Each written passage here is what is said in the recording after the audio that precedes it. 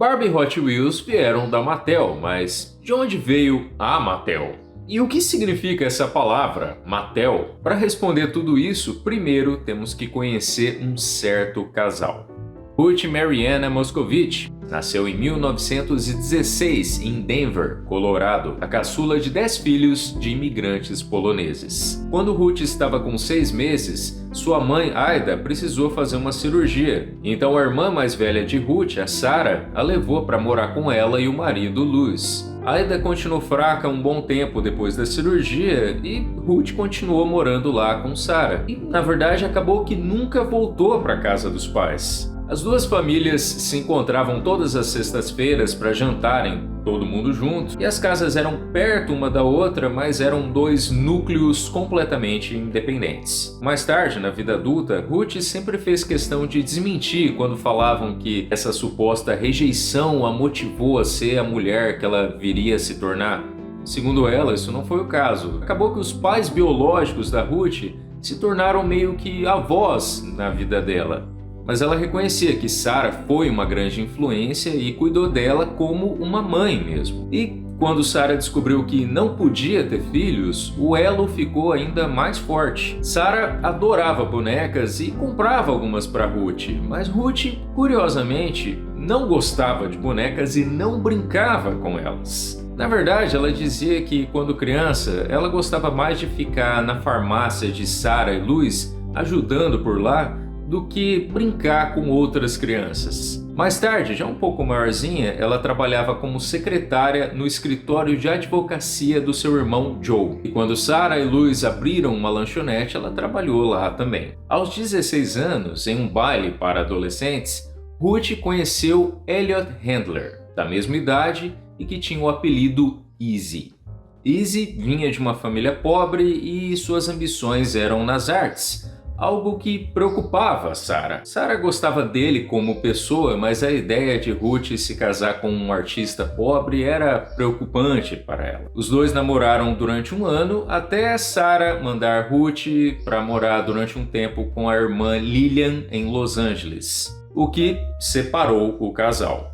Mas quando Ruth voltou para Denver, o casal reatou, mais unidos do que nunca. Ruth, em uma outra viagem para Los Angeles, fez alguns contatos que a levaram a conseguir um emprego como secretária na Paramount.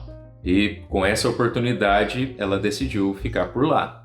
Easy ganhou uma bolsa de estudos para estudar artes em Denver e agora parecia que o casal tinha terminado mesmo. Sarah ficou muito feliz porque esperava que em Los Angeles Ruth encontrasse algum médico para casar e largasse mão do artista. Mas um dia Easy apareceu na porta do apartamento de Ruth dizendo que estava com muita saudade. Ele alugou um quartinho perto do apartamento de Ruth e o relacionamento continuou. Um tempo depois, Sarah viajou até Los Angeles para ter uma conversa com Ruth, dizendo que casar com um artista pobre não era o melhor caminho. E Ruth, que respeitava muito a opinião de Sarah, deixou para trás o apartamento e o emprego e voltou para Denver. Mas Easy foi atrás de Ruth em Denver também. O amor se provou inegável e em 1939, os dois com 21 anos, se casaram. Foi uma bela cerimônia providenciada por Sarah e Louis. Ao que tudo indica, Sarah acabou aceitando o relacionamento. Pouco depois do casamento, Ruth e Easy voltaram para Los Angeles para morar por lá. Em Los Angeles, Ruth comentou que preferia que Easy usasse seu nome do meio e ele passaria a se apresentar como Elliot. Ruth voltou a trabalhar na Paramount e Elliot conseguiu um emprego trabalhando com luminárias, enquanto cursava a faculdade de artes. O apartamento deles tinha uma garagem de 2 carros que era dividida com um vizinho. E Elliot transformou a metade deles em um pequeno ateliê, e lá ele fazia suas pinturas e seus projetos artísticos. Na faculdade, um dos professores de Elliot pediu para os alunos experimentarem desenhar objetos para o lar utilizando um novo material chamado plexiglass. Quando viu os desenhos de Elliot, Ruth deu a ideia para ele fabricar esses móveis que ele estava desenhando. Ela o convenceu a deixar o emprego e começar a fabricação na garagem. E pelo uso desse novo material, eram móveis bem modernos e teve uma certa procura. Quando o vizinho que usava a outra metade da garagem começou a reclamar da sujeira, o casal teve que juntar um dinheiro para alugarem um outro lugar. Depois do seu expediente na Paramount e também durante as suas horas de almoço, Ruth fazia as vezes de vendedora desse empreendimento e telefonava para fazer propaganda dos produtos desenhados por Elliot. Logo, muitos pedidos começaram a entrar e eles precisaram pedir dinheiro emprestado para seus parentes, incluindo a Sarah, para a compra de materiais. Um ex-colega de Elliot veio a bordo para trabalhar com eles, Harold Mattson, ou Matt, que cuidaria da fabricação dos objetos. Além de móveis, eles também fabricavam acessórios como pulseiras. Ruth deixou o trabalho na Paramount para se dedicar a esse empreendimento, só que logo ela ficou grávida. Em 1941, eles receberam a filha Barbara. 3 anos depois, veio outro filho, Kenneth. O empreendimento virou uma empresa montada em conjunto com um colega de Elliot, o Zachary, a L-Zach. Ruth ficou em casa cuidando dos filhos, mas logo ela começou a se sentir inquieta, sentindo falta da adrenalina que ela sentia com os negócios. Sarah e Louis eventualmente se mudaram para Los Angeles e Ruth passou a ter uma ajuda com os filhos e ela voltou a trabalhar na empresa. Só que a Elzek logo desmanchou devido a desentendimentos entre Elliot e Zachary. Harold Mattson pediu demissão, mas Ruth o chamou para conversar com eles e ela deu a ideia de uma parceria. Elliot faria os projetos, Mattson os fabricaria e Ruth os venderia. Depois de uma grande venda de molduras para quadros, decidiram formar uma empresa. Para o nome, eles testaram várias combinações entre os nomes dos fundadores. Decidiram pegar o Matt, que era o apelido do Harold Mattson, e fundir com o L de Elliot. E em 1945 nasceu a Mattel Creations. Elliot comentou anos mais tarde que não conseguiram encaixar o nome da Ruth na empresa. Ruth passou a se dedicar totalmente à Mattel. Mesmo sendo uma empresa pequena, ela fazia questão de se apresentar como se a Mattel já fosse uma gigante, sempre vestindo ternos feitos sob medida. Ela aprendeu a dirigir um caminhão para fazer entregas quando necessário, em uma época em que nem era comum para as mulheres dirigirem carros normais. A constante dedicação de Ruth com a Mattel levou a alguns problemas em casa, como Barbara sentir falta da presença da mãe, e Ruth diria mais tarde que teve muitas dificuldades para manter os dois lados de sua vida bem balanceados. Usando sobras de material, Elliot fez alguns móveis para casas de bonecas, o que ajudou a render bons lucros para a Mattel em seu primeiro ano de existência. Elliot também desenvolveu um kit de maquiagem de brinquedo e um cofre de brinquedo. Mas o que realmente deixou a Mattel com um pé na porta nesse mundo dos brinquedos foi o Yuki Doodle, um ukulele de plástico com uma caixinha de música embutida, que foi um grande sucesso de vendas para a Mattel. Já no segundo ano de existência da Mattel, Mattson deixou a empresa. Algumas fontes apontam a razão como problemas de saúde e outras apontam uma insatisfação geral com o modo de vida estressante na Mattel e desentendimentos com Ruth. Louis, o marido de Sarah, providenciou dinheiro para comprar a parte de Mattson. A saída de Matt da Mattel logo no começo faz dele um equivalente na história dos brinquedos do Pete Best dos Beatles. Em 1952, a Mattel estava com uma fábrica com cerca de 700 funcionários.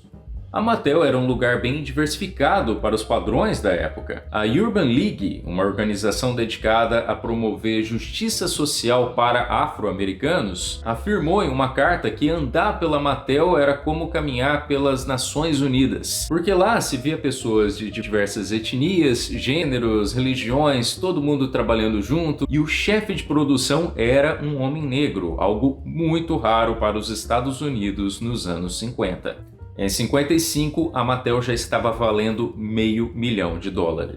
55 foi um grande ano para o entretenimento infantil. Foi o mesmo ano em que foi inaugurada a Disneylândia. E também foi o ano em que Walt Disney estava preparando a estreia do seu programa de TV Mickey Mouse Club. Ralph Carson, da Carson Roberts, agência que cuidava da publicidade da Mattel, organizou uma reunião para que pudessem conversar com o pessoal da ABC sobre a possibilidade de anunciarem durante os intervalos comerciais do Mickey Mouse Club. Isso não era nada comum naquela época. Naquele tempo, fabricantes de brinquedo gastavam com propaganda na época do Natal. E televisão ainda não era um veículo que usavam para divulgar brinquedos. Para anunciarem no Mickey Mouse Club durante um ano, a ABC estava pedindo o mesmo tanto que a Mattel valia, $500 milhão. Ralph Carson achou que os handlers hesitariam, mas aparentemente os handlers gostavam de apostar. Eles conferiram com o contador deles. Olha, se isso não der retorno, a gente vai quebrar? E o contador, um homem chamado Yasuo Yoshida, disse, olha, quebrar não, mas envergar bastante sim. E Elliot teria respondido que, ok, vamos ver se envergar. O comercial era para uma arma de brinquedo, a Burp Gun. As primeiras 6 exibições do comercial não deram resultado nenhum, mas logo veio uma enxurrada de pedidos. Na época, ele bateu o recorde de vendas de um único produto em um ano. A Burp Gun vendeu sozinha o mesmo tanto que todos os brinquedos da Mattel combinados do ano anterior. No Natal, não sobrou uma única Burp Gun na Mattel, exceto por 2 defeituosas. E até essas foram consertadas pelos engenheiros. Uma delas para atender o pedido do neto do presidente Eisenhower e outra para um jornalista de São Francisco que havia prometido uma Burp Gun para um menino que estava no hospital. E dessa forma a Mattel inaugurou essa ideia de anunciar brinquedos na televisão. Diferente dos sucessos anteriores, o próximo grande hit da Mattel não seria desenvolvido por Elliot, mas sim por Ruth. Era algo que, nesse ponto, estava começando a se delinear no horizonte, com os 3 fatores que levaram a sua criação aparecendo em cena. Ruth observava que sua filha Bárbara gostava muito de brincar com bonecas de papel, recortando roupas para vesti-las. As personagens dessas bonecas de papel eram mulheres adultas, bem diferentes das bonecas de bebês que as meninas tinham para brincar até então. Ruth teve uma ideia, mas durante um tempo ela teria dificuldade para articulá-la para os engenheiros da Mattel. A Mattel contratou para criar brinquedos um excêntrico engenheiro chamado Jack Ryan, cujo currículo incluía o desenvolvimento de mísseis para o Pentágono, e isso era só o começo do lado sombrio que escondia. Na Alemanha, foi lançada uma boneca baseada em uma personagem de quadrinhos voltados para o público adulto. A boneca, chamada Lili, era vendida para homens. Quando Ruth encontrasse a Lili, ela finalmente teria em mãos o que precisava para desenvolver sua ideia de boneca. Deixe um comentário se você quer um vídeo com a história da Barbie e se você quer saber mais sobre a história da Mattel. Um abraço e até uma próxima!